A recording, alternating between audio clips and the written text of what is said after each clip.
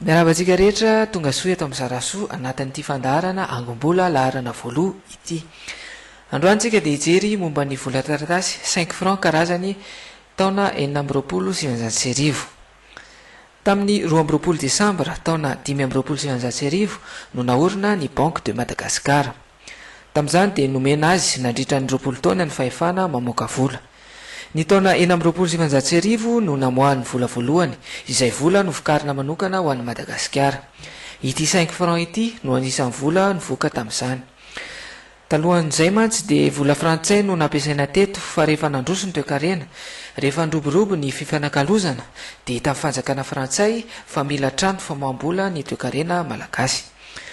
Ity vola ity dia mirefy 520 mm ny halavany ary 20 mm ny sakany. Andriamatoa Leclerc no nanao ny sary ary Andriamatoa Deloche no nanao ny gravure. Tsy misy filigrane izy ity. Ny filigrane moa ho an'izay tsy malala dia ilay sary hitantsika amin'ny vola izay tsy mipotra raha tsy tarafina amin'ny hazavana. Eto anoloana dia ahitantsika sarim-behivavy. Rehefa tena dinihana izy io dia tsy sarim-behivavy fa sary vongana. Izy no atao hoe Junon. Junon dia andriamanitra romanina izay miaro ny vehivavy sy ny mariazy. Mety an-tany-tentsika hoe inona diran'ny andriamanitra romanina amin'ny vola tsika aty Madagasikara. I Junon dia nanasolo anarana hoe Moneta, izay midika hoe Papandre. Tamin'ny taona 700 talohan'i Jesosy Kristy dia nanafika ny Romana ny Gaulois ka nihery tao amin'ny Capitole ny Romanina. Tao amin'ity toerana ity dia nisy giza masina izay natokana ho an'ny Junon. Rehefa tonga ny alina dia nikasany jaikojaiko hanafika ny Capitole ireto Gaulois ireto. Taitra tamin'izany ireo giza masina ka nitabataba, ka taitra tamin'ny toromasina ihany koa ny Romanina ka afaka niaro tena.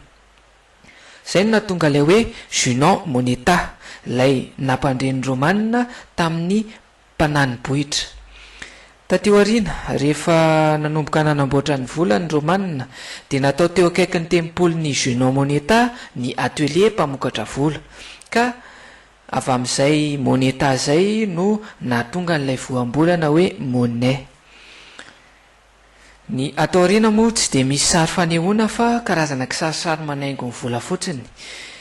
Ahitana ihany koa ny isa mamaritra ny lela vola, izany hoe 5, ary farany ilay teny fampitandremana izay efa mahazatra antsika hoe mahavoasazy ny manao vola sandoka. Dia misaotra antsika nanaraka ity video ity. Raha tianareo dia tsindrio ny pouce bleu, raha te hanaraka dia tsindrio ny s'abonner. Ary raha misy fanamarihana na fanakianana dia afaka ataonareo ao amin'ny commentaire izany. Izay fa dia mandra-pioana amin'ny manaraka indray tompoko. Veloma tompoko.